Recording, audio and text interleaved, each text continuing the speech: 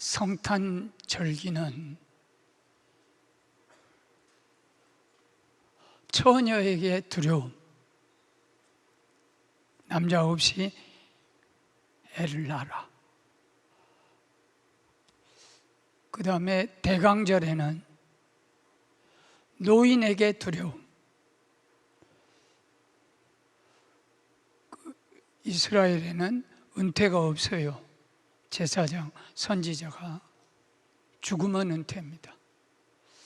그런데 마지막 선지자인 그리고 제사장인 사가랴가 24반열을 1년에 2번, 24반열이니까 일주일씩 그렇게 제사장 그 역할을 감당하는 거예요.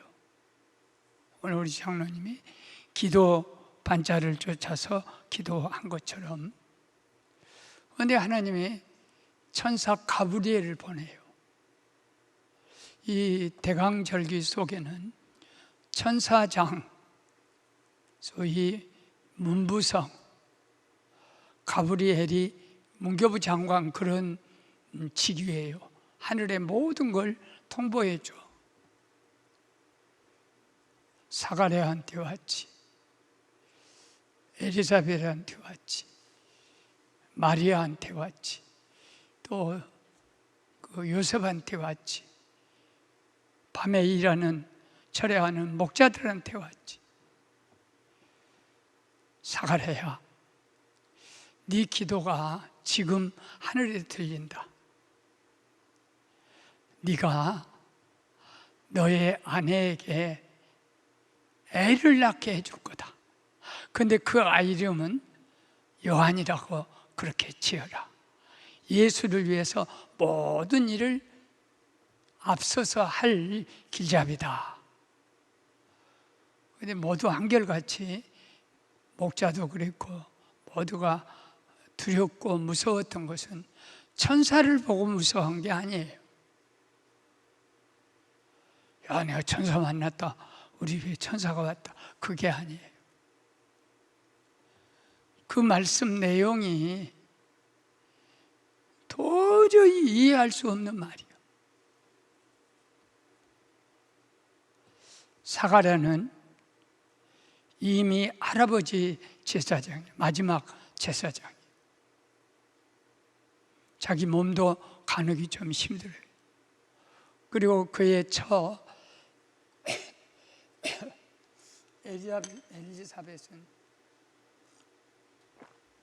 엘리사벳은 여자가 아니에요. 아니, 애 낳는 여자가 아니에요. 그런 기능은 싹 없어졌어. 할머니요. 그런데 사가랴, 네가 네 아내 엘리사벳에게 아들을 낳게 준다. 이 노년의 두려움이란 게요. 노년이 되면 언제 주님이 나를 부르려나? 쉬운 부름을 주려나? 막 2, 3년 계속 병원에서 인공호흡기 끼고 고생 쭉 들어가는 죽음을 보내려나? 또 경제적으로 그걸 어떻게 감당하지? 그리고 자녀들 문제가 어떻게 해결하지? 이런 두려움이 있는데 애를 낳는다는, 애를 주겠다는 여기에 대한 두려움은요, 말도 못해요. 그런데도 하나님은 무서워하지 말라. 3가지 말씀이에요. 첫째 한번 따라 합시다. 첫째는 불가능한 사명 앞에 무서워 말라. 이건 2가지 문제가 있어요. 사가랴에게 애를 낳는다 하는 것은, 하나님이 아들을 주시겠다 하시는 것은 불가능한 일이에요. 생리적으로, 유전학적으로, 과학적으로, 또 통상적으로 경험적으로, 체험적으로 경수가 끊어진 여자에게는 애가 생길 수가 없어요.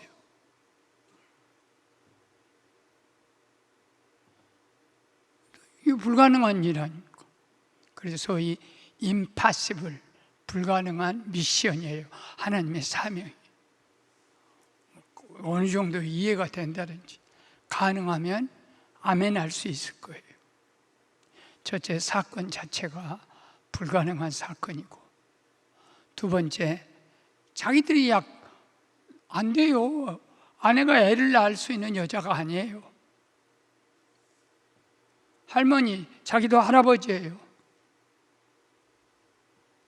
그래서 나의 약함과 그리고 불가능한 그 사명 또는 사건, 그 앞에서 무서워하지 않고 두려워하지 않을 자는 하나도 없습니다.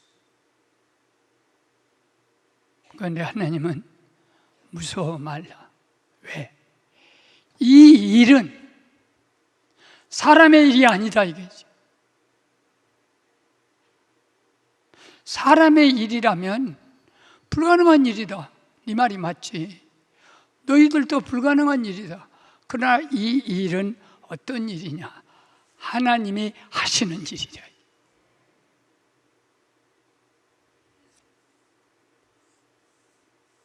사람 일이 아니라. 그러니까 불가능한 사건이 내게 임할 때, 뭐 암 말기라든지 당신은 끝났어 하는 그런 어떤 것이, 그런 암이 내게 왔을 때, 불가능하구나. 의사도 두 손 들고 못합니다. 온몸에 퍼졌습니다. 그러면 누구라도 내게 어떤 그런 일이 벌어질 때 불가능한 일인가, 이해할 수 없는 일인가, 내가 감당할 일인가, 택도 없어요. 그런데 하나님은 두려워하지 말라는 이 말씀 속에는 불가능한 일, 너의 연약한 처지, 그걸 보고 곤두박질 치지 말고 나를 바라봐라. 하나님을 바라보라. 나는 예레미야 33장 2절 100번을 읽어도 가슴에 벅찬 게 있어요. 나 여호와는 이 일을 계획하신 하나님, 그걸 성취하신, 그걸 이행하신 하나님, 그리고 성취하신 여호와 하나님이다. 너는 내게 부르짖어라. 크고 비밀한 일을 너에게 보여주리라. 그 하나님이 우리에게 어떤 일을 맡기시거나 어떤 일을 내가 부딪히게 될 때, 아이고 이거 불가능한 일 왔네, 포기하면 자살이에요. 영적 자살. 세상 사람들은 어려운 일 오면 하나님이 없으니까 자살 먼저 해서 쉽게 끝내요. 나도 옛날에 그랬어요. 예수 믿기 전에. 그러나 예수 믿는 사람이 내가 어떤 미션이 오든 사건이 터지든 무엇을 부딪히든 두려움에 떤다든지 나는 끝났다. 이 불신앙은요, 믿음 하나님이 싹 몰아내버려요. 그러나 하나님에 대한 믿음은 불안과 두려움, 염려, 불가능 싹 몰아내버려요. 이것이 믿음의 영역이에요. 우리는 믿음의 자식이지. 하나님의 능력을 믿고 사는 자식이지. 세상의 불가능을 보고 사는 그런 자식이 아니에요. 누가복음 19장 24절에 부자가 천국 들어간 것은 낙타가 바늘기로 들어가기보다 더 어렵다. 근데 이걸 해석하니라고 그 낙타란 말이 니들 뭡니까? 그 밧줄. 그러니까 낙타가 바늘기로 들어간 게 아니라 밧줄이 실은 들어가지만은 밧줄은 못 들어가면 뭐 별별 해석을 다 해가지고 수있게 만들어 가지만 쓸데없는 일이에요. 예수님, 누가 천국에 가요? 그때 예수님의 유명한 말, 우리 가슴에 영원히 남는 말, 사람은 할 수 없으나 하나님은 모든 것을 할 수 있느니라. 이것이 우리의 신앙이에요. 대강절과 크리스마스는 인간의 이해도 안 되고 도저히 불가능할 수 없는 일을 하나님이 직접 하시는, 내 아버지께서 이제까지 일하시니 나도 일한다. 나도 일한다. 요한복음 5장 17절. 내 아버지는 지금도 일한다. 거기에요, 이제까지 나도 일한다 할 때 소위 진행형이에요. 하나님은 어제도 일하고 오늘도 일하고 내일도 홀로 일하시는 하나님이세요. 우리 그리스도인은 불가능한, 이해할 수 없는 것, 거기서부터 기독교 복음이 시작하는 거예요. 이 과학적인 문제가 아니에요. 그런 걸 다 하나님은 초월하십니다. 태초에 하나님이 천지를 창조했는데 무엇을 초월 못하겠어요? 시간도 초월하고 능력도 초월하고. 그렇기 때문에 우리의 믿음이 하나님의 살아계신 하나님에 대한 믿음을 갖지 못하게 되면 우리는 거기서 낙심하게 됩니다. 나는 한 방울 물입니다. 그러나 하나님은 하수 바다예요, 바다. 이 한 방울 물인 내가 바다 속에 들어가서 바다가 되는 거예요. 이게 믿음의 역사입니다. 하나님의 역사입니다. 나는 아주 시시한 존재예요. 그러나 하나님은 전지전능하시고 못할 것이 없으시고 안 되는 것이 없는 그런 아버지 하나님이신 줄로 믿습니다. 로마서 4장 12절에 보면 믿는 사람은 바랄 수 없는 것을 바라고 믿을 수 없는 것을 믿고 할 수 없는 일을 하는 것이 믿음의 사람의 정체예요.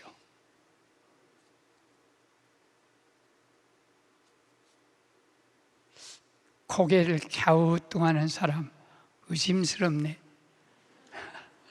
그럴까? 그 안에 있으면 우리 교회가, 제가 여기 살 수가 없어요. 여러분이 여기 올 수가 없어요.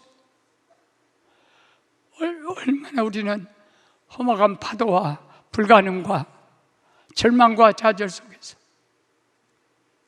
고통 속에서 하나님 바라보고 왔지 않습니까? 두 번째 한번 따라 하시죠. 두 번째, 어제 정신을 어디에다 놓고 계신? 두 번째, 너에게 임한 말씀을 무서워 말라. 오늘 19절에 보면 굴려고, 하나님 어떻게 그 일을 합니까? 내가 어떻게 아기 낳고 저 여자가 어떻게 임신하고, 할머니입니다. 내가 어떻게 합니까? 그러니까 하나님이 입을 탁 막으셨어요. 사가랴야, 네가 하나님의 말씀을 믿지 못하였으므로 아기가 태어난 10달 동안 말 못한 자가 될 것이다. 그래 하나님이 입을 탁 막으셨어요. 입을 막으셨다는 말이 무슨 뜻이냐면, 하나님의 말씀이 우리 가운데 임할 때요, 어떤 것도 가로막지가 못합니다. 하나님의 말씀대로 하시는 거예요. 말씀의 역사로 모든 걸 해주신 거예요. 제가 이 말씀이 한다는 얘기는,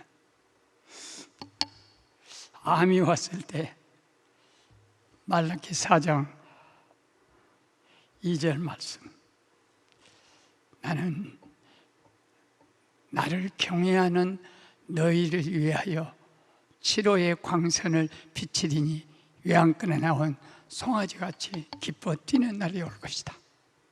치료의 광선, 내가 뭐 엑스 검사 받고 뭐 방사선 치료 받고 그럴 때 나는 너를 치료하는 여호와다. 다른 말 하나도 들리지 않고 나는 너를 치료하는 여호와다. 내게는 광선이 있다. 내가 치료하는 광선을 비치게 되면 너는 뛰게 되리라. 지금 내가 23년째 뜁니다. 좀 서툴어도 이렇게 뛰다가 자빠져 버려요. 내 멍에는 누구든지 수고하고 무거운 짐진 자들 다 내게로 오라. 내가 너희를 쉬게 하리라. 너희는 내 멍에를 메고 내게 배우라. 내 멍에는 쉽고 가벼우니라. 다 오라는 거예요. 그러면 무엇이 책임을 지냐? 말씀이 책임을 진 거예요. 말씀이 역사하신 거예요. 그리고 우리가 이 하나님의 말씀에 대해서 저는 잠을 잘 때도 항상 성경을 여기 놓고 자요. 많이 아플 때는 가슴에 품고도 자고. 우리가 뭐가 있어? 우리가 보장될 것이 뭐가 있어? 하나님 말씀 이 한 가지입니다. 이거 아니면 우리 이렇게 살 수가 없어요. 제가 두려움이 없었던 것은 나를 하나님이 부르실 때 마태복음 19장 29절이요. 면사무소에서 한 5년, 4년, 8개월 하면서 평사계단까지 올라갔어요. 나에게는 굉장한 직장이었어요. 공무원이니까 연금도 나오고 다 보장돼요. 결혼도 할 수 있고 자식들 학비도 좀 보조 나올 수 있고 병원비도 다 보험이 될 수 있고. 그런데 마태복음 19장 29절 읽다가 너는 하나님의 나라를 위해서 부모, 자식, 재산, 직업 싹 버리라는 거예요. 그러니까 아무한테나 그렇게 말하진 않아요. 특별히 나한테 그 말씀이 임해서 막 가슴이 떨리고 다른 건 하나도 안 보이고 그 성경만. 근데 그게 그렇게 어려웠냐? 아주 자연스러웠어요. 왜 내가 자연스러웠냐면 하나님이 어려운 일은 하나도 안 보여줘. 목사의 십자가 생활 또는 검소한 생활, 가난한 생활 이런 거 하나도 안 보여. 주의 종이 된다는 그 부름의 영광만 보여. 만일 하나님이 파노라마로 펼쳐놓고 너는 45이 되면 제일교회 가서 목회하다가 폐결핵으로 1년 동안 죽기 아니면 살기로 재발 고통을 당할 거다. 그리고 10년 뒤면 암병이 와가지고 최장 12장 림프전 쓸개 이 온몸으로 위암이 뿌리를 큰 위암이라는 이 말기암이 뿌리를 큰 내려서 다 절제하고 적출할 것이다. 그러고 너는 그 뒤로 후유증으로 제대로 된 삶이 아니라 고통스러운 삶을 노년을 보내게 될 것이다. 그걸 다 보여주었으면요 내가 너무 힘들어가지고 하나님 안 되겠는데요. 뭐가 안 돼? 도저히 저는 몸이 약해갖고 다른 것은 가난한 것은 얼마든지 견디지만 되게 몸에 병 주면 저 못합니다. 그랬을 거예요. 그래 그런 것은 다 감춰버리고 막 영광스러운 주의 종의 길 네가 설교해서 아멘하고 교회가 막 이렇게 부흥되고 세계를 다니며 말씀을 전하고 이런 것만 보여주는 거예요. 하나님이 내게 다 보여주었으면 못 옵니다. 좋은 것만 보여주었어요. 나쁜 거 다 감추고. 내가 누가복음 2장 49절에 12살 된 예수님이 저 예루살렘 성전에 유월절 지키러 갔다가 잊어버렸어요. 그게 요셉하고 마리아가 부모니까 3일 동안 찾다가 아유 우리가 아기 예수 찾으려고 얼마나 애썼는데 여기 있었구나. 그러니까 참 발설이 12살 된 예수님 입에서 내가 내 아버지 집에 있어야 할 줄을 모르셨습니까? 그 말이 내 가슴에 확, 그때 성전은 추하고 모든 지도자들이 다 타락하고 돈밖에 몰랐어요. 모든 예배에 돈이 걸려 있는 거예요. 이렇게 돈 먹는 거예요. 그런데 그런 성전을 향해서 예수님이 내 아버지 집, 그 말 한마디가 내 가슴에 박혀서 이것은 하나님 아버지 집이다, 내 집이 아니다. 그래가지고 우리 교인들이 이 한 100억 원 복지재단 설립하는 데 썼고 한 300억 또 이 성전 짓는데 교인들이 200억 그 작정해 주고 또 우리는 언제나 11조만 바치자. 죽기 아니면 살기로. 어린 것이 교통사고 나가지고 다리 하나를 잘랐어요. 지금도 잘려져 있어요. 보험금이 나와서 300만 원인가 그 당시 그걸 갖고 와서 목사님 우리는 새빵 사니까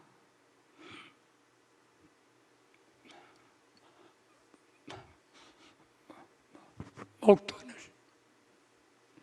낼 수 없는 걸 아시고 목사님 아버지 집 그랬는데 이걸 성전으로 건축하십시오. 그럼 애기 다리 없으니까 목발도 만들어야 되고 휠체어도 만들어야 되고 반지하에 사니까 계단 내려가려면 휠체어 있어요. 그건 중요하네요. 나도 성전 짓고 싶어요. 얼마나 쉽게 감사하게 그러고 다 지금 우리가 여기 왔어요. 하나님의 말씀이 성전을 지으신 겁니다. 아멘. 이제는 안 해버리네. 하나님의 말씀이 뜻을 이루신 거예요. 그리고 마지막 하나,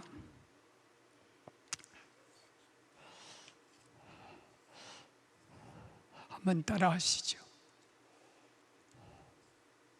세 번째, 너희 앞날에 대해 무서워하지 말라.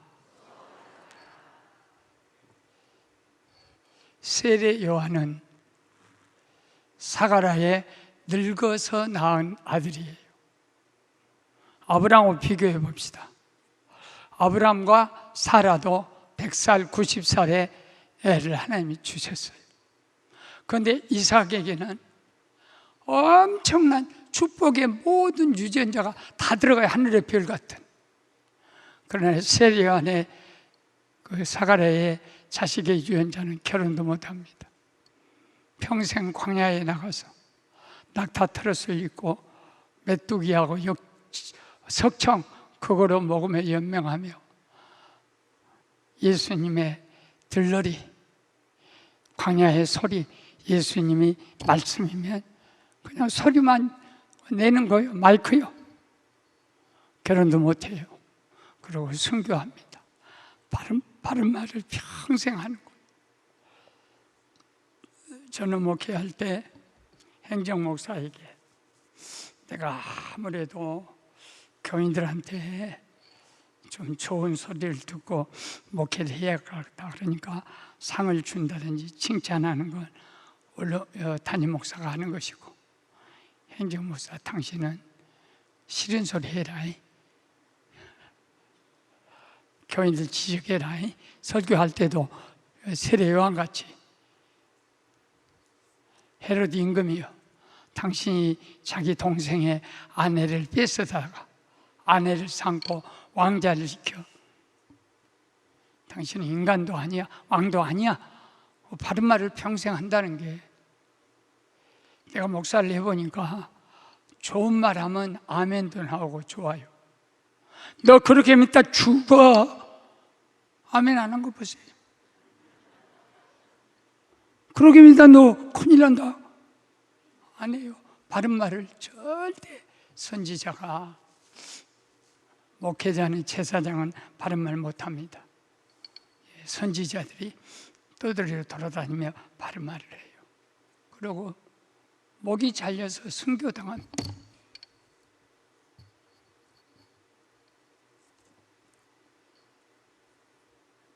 이 순교가 얼마나 영광이라는 건, 레오나르도 다빈치가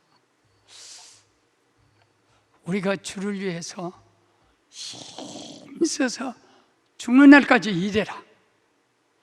그러면 하나님은 너에게 쉬운 죽음을 줄 것이다. 잘 못 알아듣네. 노년이 되면요, 어려운 죽음이 올까봐 그게 두려운 거예요.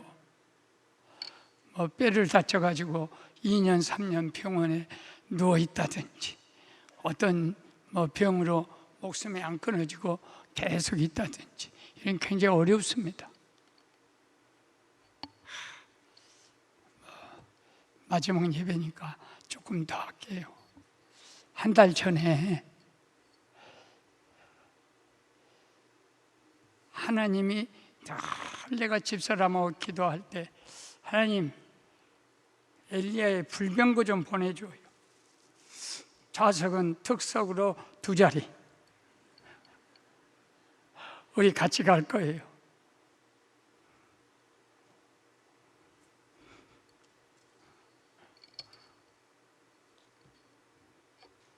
나 가버리고 저 사람 남으면 그 걱정이 되고, 저 사람 가버리고 나 남으면 우선 밥에 먹을 것이 눈앞에 캄캄하더라. 그런데 한 달 전에 하나님이 진짜 급행열차를 보내주었어. 밤 2시 됐나? 딱 일어나서 막 뛰는데, 화장실로 가는데 갑자기 머리가 뺑 돌더니요, 그 침대하고 농짝 사이로 내가 꼬꾸라졌어. 그래갖고 아무리 소리 질러도 저 사람이 잠이 깊이 들고 못 알아들어. 그래, 내가 항상 내가 소리 질러도 못 알아듣는 은혜를 하나님이 주셨구나. 그리고요, 그 쇄골이란 여기서부터 여기로 가는 뼈가 금이 갔나 봐요. 마침 장로님이 여기다 기부스 할 것도 없고 움직이지 말고 그냥 누워 계세요. 그래가지고 한 달 동안 누워있다 지금 나왔지 않습니까? 근데 아차! 그날 한 달 전에 하나님이 급행열차를 보내는데, 내가 그걸 잡기는 잡았어, 문으로. 잡기는 잡았다가 뒤를 돌아봤나 봐. 야, 여기서 떨어지면 나 죽는데 하고 잡다가 그만 잡생각하다가 딱 떨어져 갖고 침대하고 농작 사이로 꼬라 박쳐가지고,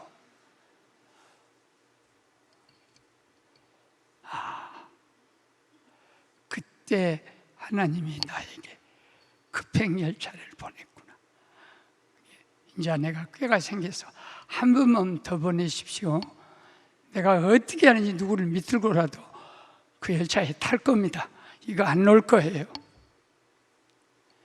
우리의 소망은 이 땅이 아니에요. 순교가 그렇게 힘들고 무서운 것이 아니에요. 왜냐하면 주님이 너는 순교할 것이다 그랬으면 베드로는 거꾸로 해달라고.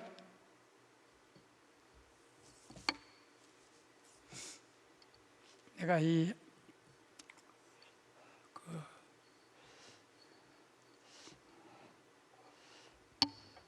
한 2분만 더 드려요. 집에 가서 밤늦게 먹으면 밥맛이 좋아. 그래서 나는 좀 늦어서 괜찮다.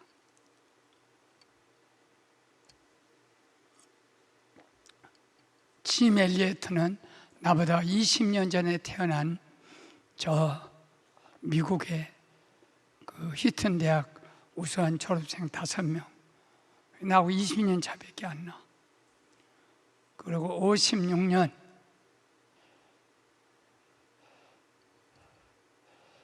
내가 태어나서 같은 시대에 살면서 46년, 56년은 10년 차이밖에 아닙니까? 그러면 나보다 10년 전에 56년도에 그 에콰도르 아우카족 남미입니다. 제일 무서운 그 살인 종족이 아우카족이에요. 남미 밀림 속에. 거기 선교사로 5명이 훈련을 받아가지고 조종사 훈련까지 받았어요. 왜? 남미 아카우족에 들어가려면 비행기가 없이는 못 들어가요. 그래서 경비행기를 사가지고 선교 파송을 받아서 가서 삥 도니까 그 밀림 속에 많은 아우카족이 살아요. 아우카족이 잔인한 것은 사람 자기 종족에 하면 다 죽여버려. 그래서 가지고 간 그 구호품을 갖고 공중에서 이렇게 떨쳐줬더니 여자들 아이들이 좋아해요. 아, 저 정도면 됐다고 5일 동안 좀 연습을 하고 모래톱 위에다 그 경비행기를 그 비상 착륙해요. 이루고 못합니다, 이제. 그러고 막 우리는 당신을 사랑합니다. 그러는 사이에 아우카족이 나와서 다 찔러 죽였어요. 한마디 말도 못하고 저렇게 훌륭한 선교사 5명을 찔러 죽었어. 창으로 막 배를 찔르는 거예요.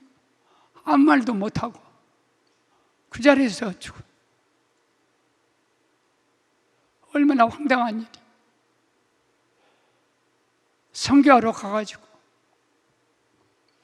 그런데 5년 뒤로 저 부인들이 성령의 감동을 받아서 아기를 데리고 선교를 가요. 왜? 여자하고 애들은 안 죽입니다. 그러니까는 그 추장이 물어요. 당신들이 누구냐? 5년 전에 죽은 우리 선교사 남편의 자식들이요, 그 아내다.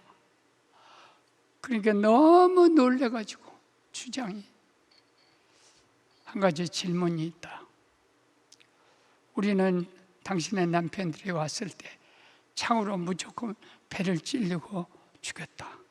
그리고 시체를 더듬어 보니까 권총이 있었는데 권총에 실탄이 장전돼 있어.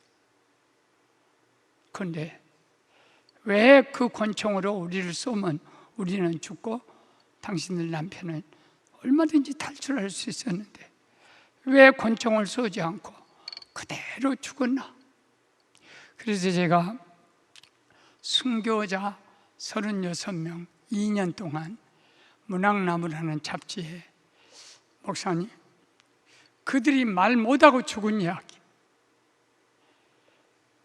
창에 찔리면서 권총을 쏘지 못하고 죽은 그 얘기를 영적으로 시를 써서 에필로그로 좀 나누게 합시다.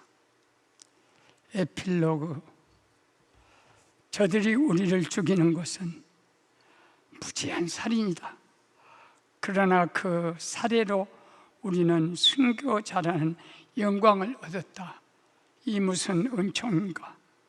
우리가 정당 방위로 저들에게 권총을 쏘지 못한 것은 저들이 우리 손에 죽임을 당한다면 구원받지 못한 영혼을 영원히 지옥으로 보내는 가장 무서운 영적 살인이기 때문이다. 내가 이 그를 완성하면서 많이 울었습니다. 저들이 나를 죽인 것은 무지한 살인이지만 그 덕분에 순교자가 되는 은총을 우리가 입었단 말이에요. 우리가 저들을 실탄 갖고 죽이지 못한 것은, 우리가 만일 저 사람들 죽이면 저 사람은 구원받지 못한 사람이라 복음을 들어보지도 못하고 영원히 지옥에 갈 영적 살인을 우리가 어떻게 하겠는가? 죽음이 어렵지 않았습니다. 하늘을 바라보는 스데반같이, 베드로같이 모두가 쉬운 죽음을 바라보는 은총을 순교자들에게 주셨던 것처럼 우리도 내일의 가난, 내일의 살해당한, 목사님이 어떤 점에서 위도 살해당했고 제장도 12장도 다 누군가가 나를 칼로 잘라 죽였어요. 근데 그 덕분에 내가 오늘까지 오는 축복을 받았다면 내일을 두려워하지 마시고 새로운 마음을 가다듬고 불가능 앞에, 하나님 말씀 앞에, 내일의 두려움 앞에 넉넉히 이기는 여러분 되기를 주의 이름으로 축원합니다. 축복합니다. 아버지, 그렇게 해 주시옵소서. 예수님 이름으로 기도합니다.